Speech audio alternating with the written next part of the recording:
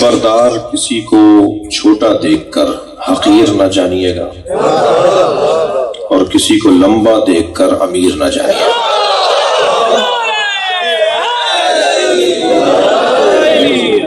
میں اور آپ جس جگہ پر بیٹھے ہوئے ہیں یہ فرش عزائے حسینی اینک بدلنے کی جگہ ہے۔ یہاں دید تبدیل کروائی جاتی ہے، سبحان اللہ۔ یہاں وہ صلاحیت عطا کی جاتی ہے جس سے انسان حقیقت دیکھے۔ میں ایک جگہ سے گزر رہا تھا، راستے میں سانپ بیٹھا ہوا تھا، میرے بڑھتے ہوئے قدم رک گئے، سوچنے لگا یہ موذی ہے، حملہ کرے گا۔ دور لوگوں نے کھڑے ہوئے مجھے دیکھا تو آپس میں کہنے لگے کہ مولانا کو دیکھو بڑی شجاعت کی باتیں کرتے ہیں، سانپ سے ڈر رہے ہیں۔ اب میں سوچنے لگا ان کے چڑھانے میں آؤں یا عقل مندی کا ثبوت دوں۔ بہت سارے لوگ چڑھانے کے بعد غائب بھی ہو جاتے ہیں۔ ابھی کھڑا میں سوچ رہا تھا کہ مجھے کرنا کیا چاہیے، ایک چھوٹا سا بچہ میرے برابر میں آ کے کھڑا ہوا، کہنے لگا مولانا یہ پلاسٹک کا سانپ ہے۔ جیسے ہی مجھے معلوم ہوا یہ پلاسٹک کا ہے، میں نے اسی پر پیر رکھا اور گزر گیا۔ معلوم یہ ہوا جب حقائق روشن ہو جاتے ہیں تو اقدامات بھی تبدیل ہو جاتے ہیں۔ میں جملہ ہدیہ کر رہا ہوں، ساری دنیا جس یزید سے ڈر رہی تھی، حسین اس کی حقیقت کو جانتے تھے۔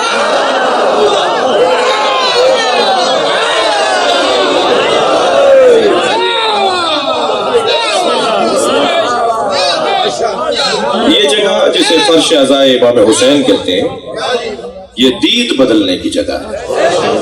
یہ اینک تبدیل کرواتی ہے، ہمیں حقیقت دکھاتی ہے۔ چشم سر سے دیکھنا کارنامہ نہیں ہے، اس لیے کہ چشم سر تو دھوکہ، فریب، اس کے علاوہ کچھ دکھاتا ہی نہیں۔ میں اور آپ اس وقت سب کپڑے پہنے بیٹھے ہیں نا، ویسے بھی دور پیکنگ کا ہے، جو اچھی پیکنگ میں نکلتا ہے وہ اچھا بکتا ہے،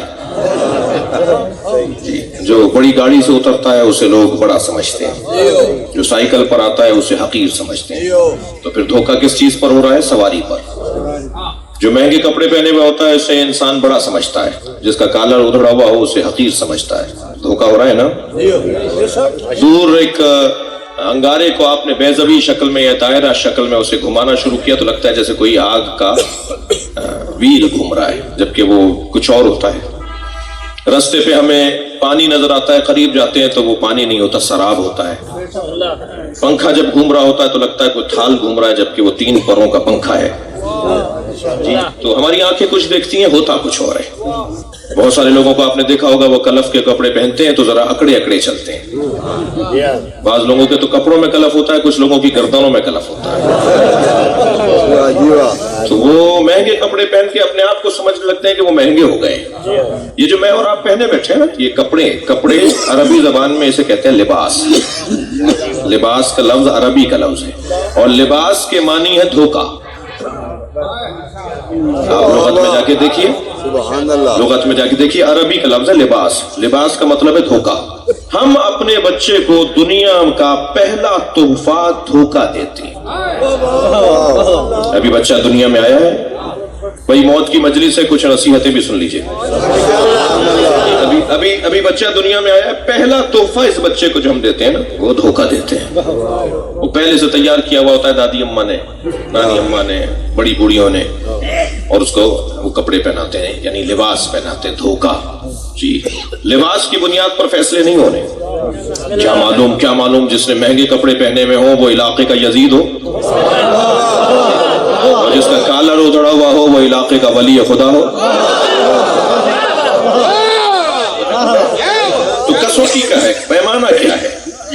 کسوٹی اور ان آنکھوں سے تو ہم حقیقت دیکھ نہیں سکتے۔ یہ آنکھیں تو ہمیں دھوکہ دلواتی ہیں۔ وہ کون سی آنکھیں ہیں جو ہمیں حقیقت دکھاتی ہیں؟ وہ وہی آنکھیں جن آنکھوں سے علی اللہ دیکھتا ہے۔ میں بغیر دیکھے تو اللہ کی عبادت نہیں کرتا، مگر ان آنکھوں سے اللہ کہاں نظر آتا ہے؟ میرے مولا علی فرما رہے ہیں دل کی آنکھوں سے اللہ نظر آتا ہے، وہ جو بصیرت جسے کہتے ہیں، وہ جو دل کی آنکھیں ہیں۔ خبردار ہولیوں کی بنیاد پر، پیکنگوں کی بنیاد پر کسی کا احترام نہیں ہونا۔ احترام ہونا ہے تو کردار کی بنیاد پر، حلم کی بنیاد پر، کردار اور تحمل مزاجی کی بنیاد پر۔ میرے مولا علی فرما رہے ہیں ما لبست علی نفسی ولا لبس علیہ، آج تک علی نے خود کو دھوکہ نہیں دیا، دنیا میں کوئی پیدا نہیں ہوا جو علی کو دھوکہ دے سکے۔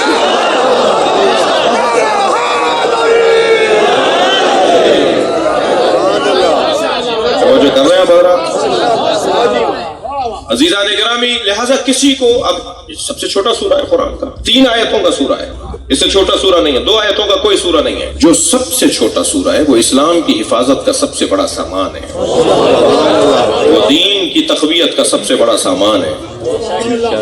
معاشرہ کہتا ہے جی خواتین، ایک ماں کی مجلس ترحیم ہے، معاشرہ کہتا ہے کہ جی خواتین، عورت ایک نازک ناتوان نحیف، جی مرد حضرات حاکم ہے، یعنی شوہر حاکم ہے اپنی بیوی پر، تو محکوم وجود، جسے محکوم سمجھا جائے، جسے ناتوان سمجھا جائے۔ اچھا، اس کے مزاج میں بھی کچھ اللہ نے ایسا ہی رکھا ہے، اس کے مزاج کو اللہ نے کچھ مختلف خلق کیا ہے، جس کی عکاسی، جس کی ترجمانی میرے مولا علی نے یوں فرمائی، ہن نواقص العقول نواقص اللحوظ نواقص الفرائض، یہ خواتین ناقص العقل ہیں، ناقص الفرائض ہیں، ان کی جو عبادتیں ہیں وہ مہینے میں کچھ دن تک یہ عبادت نہیں کر پاتی، نواقص اللحوظ، ان کا جو میراث میں حصہ ہے وہ مرد سے کم ہے۔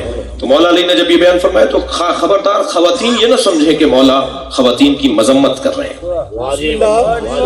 یہ مذمت نہیں ہو رہی، یہ ان کی تعریف ہو رہی، سبحان اللہ، یہ مولا ان کی عظمت کو بیان کر رہے ہیں۔ ایک چیز آپ کے لیے اچھی ہوگی، آپ کے بیٹے کے لیے وہ اچھی نہیں ہوگی، ایک خاتون کے لیے اچھی ہوگی، ایک مرد کے لیے اچھی نہیں ہوگی، ایک عالم کے لیے جو چیز اچھی ہے وہ غیر عالم کے لیے اچھی نہیں، جو غیر عالم کے لیے صحیح ہوگی وہ عالم کے لیے صحیح نہیں ہوگی۔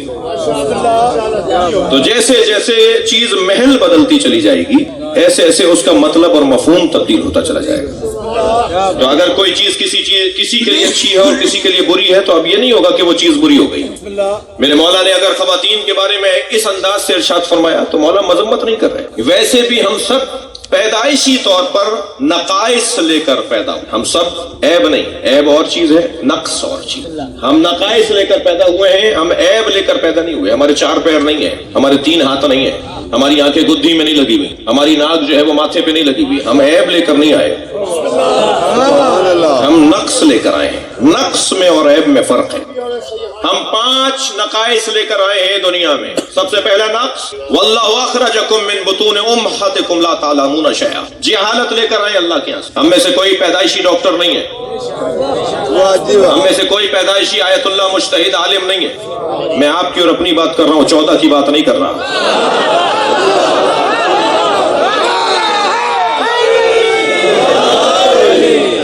بات ابھی آگے بڑھے گی، ایک صلوات پڑھے گا محمد و آل محمد۔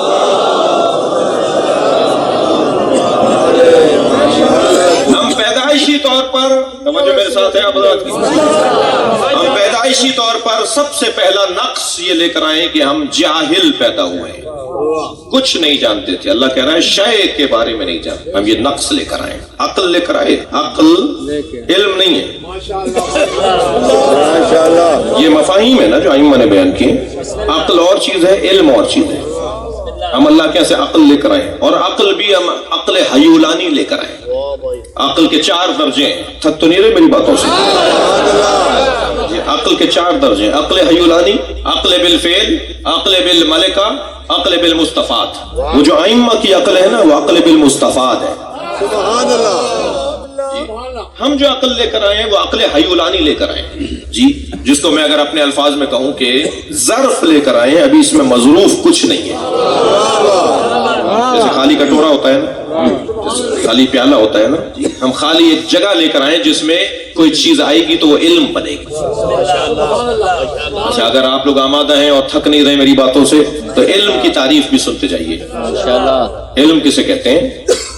اشیاء خارجی کا حواس خمسہ کے ذریعے جزو ذہن بننا، اسے علم کہا جاتا ہے۔ سبحان اللہ، سبحان اللہ۔ حواس خمسہ، لامسہ، شامہ، ذائقہ، سامعہ، باصرہ، ان 5 چیزوں کے ذریعے سے جو شے خارجی ہے، اب مثلا میں مختار صاحب کے گھر آیا ہوں، 20 سال بعد اگر اس گھر میں آؤں گا تو مجھے معلوم ہو جائے گا میں یہاں بیٹھ کے مجلس پڑھ رہا تھا۔ یہ دیکھنے سے جو چیز میرے ذہن میں بیٹھی ہے، یہ بنگلہ ذہن میں نہیں بیٹھ رہا، جو چیز ذہن میں بیٹھ رہی ہے وہ علم ہے۔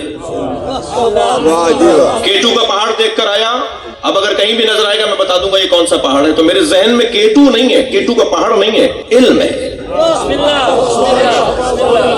اس لیے کہ K2 کا پہاڑ تو مادہ ہے، اسے تو اتنی بڑی جگہ چاہیے سمانے کے لیے، مگر جو علم ہے اسے جگہ نہیں چاہیے، علم مجرد ہے۔ میرے اور آپ کے ذہن میں جو معلومات ہیں اگر ہم انہیں کاغذوں پر اتارنا شروع کریں تو ایک لائبریری تیار ہو جائے گی۔ یعنی علم کو اگر مادے پر اتاریں گے، توجہ ہے حضرات کی، علم کو اگر مادے پر اتاریں گے تو اسے جگہ چاہیے ہوتی ہے، لیکن جب مجرد علم رہتا ہے تو اسے جگہ نہیں چاہیے۔ بھائی اللہ اکبر، میں اور آپ مولانا تشریف فرمائے، میں اور آپ اگر ثابت ہو جائے کہ ہم عالم ہیں تو تقاضا علم یہ ہے کہ کوئی کتاب لکھوں۔ بڑا نام مشہور تھا بھائی، بڑی شہرت تھی، بڑی باتیں کرتے تھے، کوئی کتاب لکھ کر گئے، اگر میں کتاب نہ لکھ کر جاؤں، میرے عالم دین کتاب نہ لکھ کر جائیں تو ان کی مذمت ہوتی ہے۔ حضرت آدم نے کوئی کتاب لکھی؟ حضرت ابراہیم نے کوئی کتاب لکھی؟ مولا نبی نے کوئی کتاب لکھی؟ سرکار دو جہاں نے تو دو چیزوں کو کبھی ہاتھ ہی نہیں لگایا، نہ سرکار نے کبھی تلوار کو ہاتھ لگایا، نہ سرکار نے کبھی قلم کو ہاتھ لگایا۔ تلوار کو تو ہاتھ اس لیے نہیں لگایا جو رحمت للعالمین ہو، اس کے ہاتھ میں تلوار جچتی نہیں ہے۔ قلم کو سرکار نے ہاتھ کیوں نہیں لگایا؟ مولا علی نے کوئی کتاب لکھی؟ مولا حسین نے کوئی کتاب لکھی؟ بھائی نہج البلاغہ مولا علی کی کتاب نہیں ہے۔ اللہ اکبر، نقن صاحب، علامہ نقن اللہ مقامہ بر صغیر کا ایک بڑا نام، وہ پنجاب بھی آتے رہے اپنی زندگی میں، لاہور بھی انہوں نے اشرے پڑھے جی۔ نقن صاحب بڑا حسین جملہ کہتے ہیں، نقن صاحب فرماتے ہیں نہج البلاغہ علم علی کا نام نہیں ہے، کشکول سید رضی کا نام ہے۔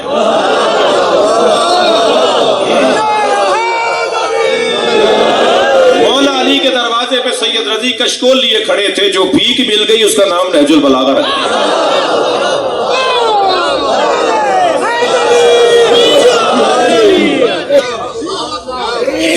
نہیں لکھی، انبیاء کرام نے کتابیں نہیں لکھی، کیوں سرکار نے کبھی قلم ہاتھ میں نہیں لیا؟ ہمارے نبی نے جی کہا ہے نا، وہ لاہور کے ایک ڈاکٹر صاحب نے کہ جی ناراض ہونے کی کیا ضرورت ہے، جب آخری لمحے میں سرکار نے قلم اور کاغذ مانگا تو آپ کسی اور سے ناراض کیوں ہوتے ہیں؟ کاتب پیغمبر تو علی تھے، تو علی بن ابی طالب نے کیوں نہیں دے دیا کاغذ، کیوں نہیں قلم دے دیا؟ تو ہم نے ان کو جواب یہ دیا کہ کاتب پیغمبر تو علی تھے، جواب کوئی اور کیوں دے رہا تھا کہ ہمیں قرآن کافی ہے؟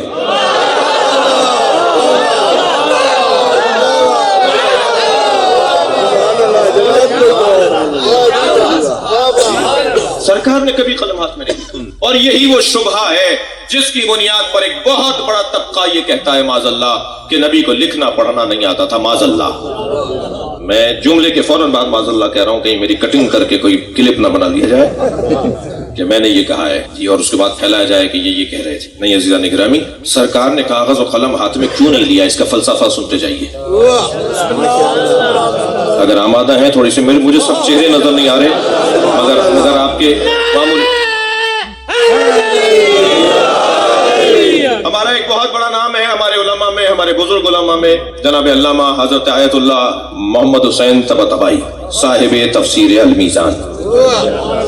یہ واحد تفسیر ہے کہ جو قرآن سے قرآن کی تفسیر کی گئی ہے،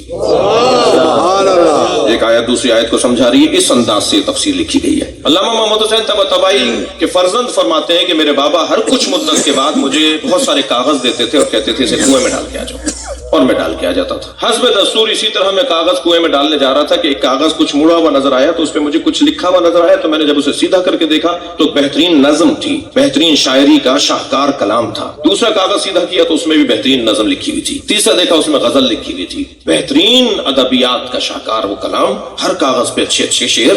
میں نے اسے دوبارہ سے لپیٹا، گھر آ گیا۔ میں نے کہا بابا آپ نے مجھے یہ کاغذ دیے تھے تو آپ نے کہا تھا کنویں میں ڈال کے آ جاؤں، تو میں اسے ڈالنے جا رہا تھا، میری نگاہ پڑی تو یہ شعر ہے۔ کہنے بیٹا وہ جو پہلے پھینک کر آئے ہو کنویں میں ڈال کر آئے ہو، وہ بھی تو یہی کچھ تھا۔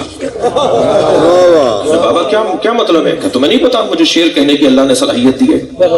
میں جب شعر میرے جمع ہو جاتے ہیں، میری نظمیں غزلیں جمع ہو جاتی ہیں تو میں تمہیں دیتا ہوں کہ جا کے کنویں میں ڈال کے آ جاؤ۔ تو بابا اتنا اچھا کلام آپ کنویں میں کیوں ڈلوا دیتے ہیں؟ کہنے لگے تمہیں نہیں پتا میں قرآن کی تفسیر لکھ رہا ہوں، قرآن کی تفسیر کے ساتھ اگر میرا دیوان آئے گا تو لوگ کہیں گے شاعر نے تفسیر لکھی ہے۔ میں پہلے اپنی ذات کی نفی کروں گا تب اللہ کا کلام عزت پائے گا۔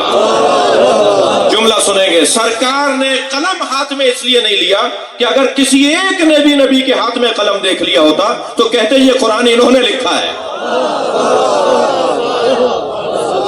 ہم قلم ہی ہاتھ میں نہیں لیں گے، اللہ کا کلام اللہ ہی کا رہے۔ صلوات پڑھیں گے سرکار کی ذات پر۔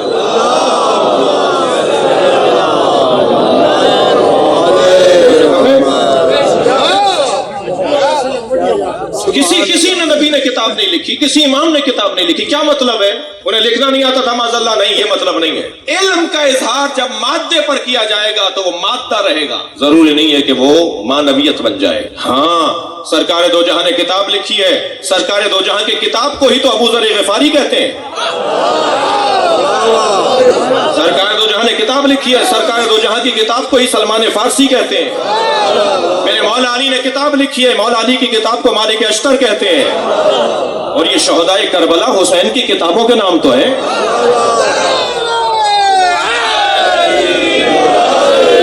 اپنے علم کا اظہار پیکروں پر کرتے ہیں، کاغذوں پر نہیں کرتے۔ علم اشیاء خارجی کا حواس خمسہ کے ذریعے جزو ذہن بننا، یہ علم ہے۔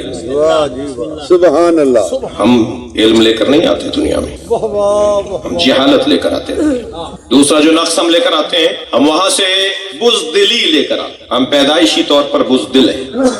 اس بچے کے سامنے ذرا اونچی آواز میں بات کیجیے، اس 1.5 سال 2 سال کے بچے کے سامنے ذرا اسے گھور کے دیکھیے، ذرا اسے ڈانٹیے، اس کی آنکھوں میں آنسو آ جائیں گے۔ جی، بزدل، ڈرپوک، پیدائشی طور پر بزدل ہے۔ تیسرا نقص جو ہم لے کر آتے ہیں اللہ کے یہاں سے، وہ ہے، توجہ چاہوں گا، کنجوسی۔ ہم پیدائشی طور پہ کنجوس ہیں۔ اپنے بچے کے لیے، اپنے پوتے کے لیے، اپنے نواسے کے لیے، اپنے 2 سال 1.5 سال کے بچے کے لیے ٹافی لے کر آئیے، بیٹا تمہارے لیے ٹافی لایا ہوں۔ جب اس کا ریپر کھول کے وہ کھانے لگے تو اسے کہیے بیٹا مجھے دے دو، یہ نہیں دے گا۔ یہ اس لیے نہیں دے گا کہ یہ پیدائشی طور پہ کنجوس ہے، سبحان اللہ۔ یہ پیدائشی طور پہ کنجوس ہے۔ اور اگر اس نے آپ کو ٹافی لوٹا دی تو آپ دوسرے دن پوری تھیلی لائیں گے اس کے لیے، بھائی بڑا بچہ ہے، بھائی بڑا سخی بچہ ہے۔ اللہ بھی تو یہی کہنا چاہ رہا ہے، میں دے کر مانگ رہا ہوں،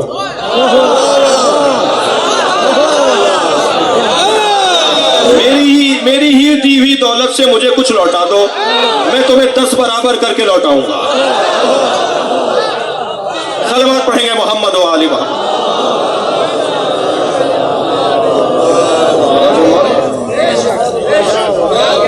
یہ پیدائشی طور پر کنجوس ہے، انسان پیدائشی طور پر کنجوس ہے۔ ناراض نہیں ہوئیے گا، دو نقص اور بتا رہا ہوں۔ ہم پیدائشی طور پر بے غیرت ہیں۔ کھینچ کر اس لیے بولا ہے کہ آپ کو برا نہ لگے، فوراً بول دیتا نا جلدی سے تو بے ادبی ہوتی۔ پیدائشی طور پر ہم بے غیرت ہیں، غیرت لے کر نہیں آئے۔ پڑوس کی بچی آئی، خالہ آپ کا بچہ اچھا لگتا ہے کھلانے لے جاؤں، خالہ نے گود میں دے دیا۔ برابر والی بچی برابر والے گھر سے اس کے برابر والے گھر کی بچی لے گئی، اس گھر سے پھر دوسرے گھر میں چلا گیا، پھر تیسرے گھر میں چلا گیا، پھر چوتھے گھر میں چلا گیا۔ اماں کو 2 گھنٹے بعد یاد آیا کہ ان کا بھی بچہ ہے، پوچھا بھائی تم لے کے گئی تھی کہ وہ برابر والی نہیں، معلوم 10ویں گھر سے بچہ نکلا۔ یہ جس کی چاہے گود میں چلا جائے، جو چاہے سے گود میں لے لے، تو غیرت مندی کہاں ہے؟ بھائی مجھے جملہ کہنے دیجئے، اگر کوئی فرد کسی غیر کی گود میں پلے تو وہ بے غیرت ہے، اور اگر پورا ملک کسی اور کی گود میں پلے،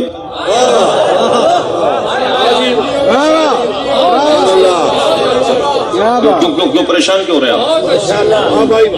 بول تو میں رہا ہوں، گھبرا آپ رہے؟ میں نے باندھا ہے عمران خان کے بازو پہ یا علی مدد، اور کوئی مطلب نہیں ہے ہمارا سوائے قوم کا دفاع، سوائے قوم کے حقوق۔ میں جس کرسی پہ بیٹھا ہوں اس سے اونچی کرسی نہیں ہے، یہ دیں گے کیا مجھے؟ نظریاتی طور پر خان صاحب میرے گھر چل کر آئے تھے، میں نہیں گیا تھا ان کے گھر، اور الحمدللہ ابھی وہ مولا علی کا خط بھی چھپوانے کو تیار ہو گئے، وہ ہم نے دیا ہے مولا علی کا خط انہیں۔ مولا علی نے جو حکومت چلانے کا طریقہ بتایا ہے نا، علی صرف سجدہ نہیں سکھاتے، علی سیاست بھی سکھاتے ہیں۔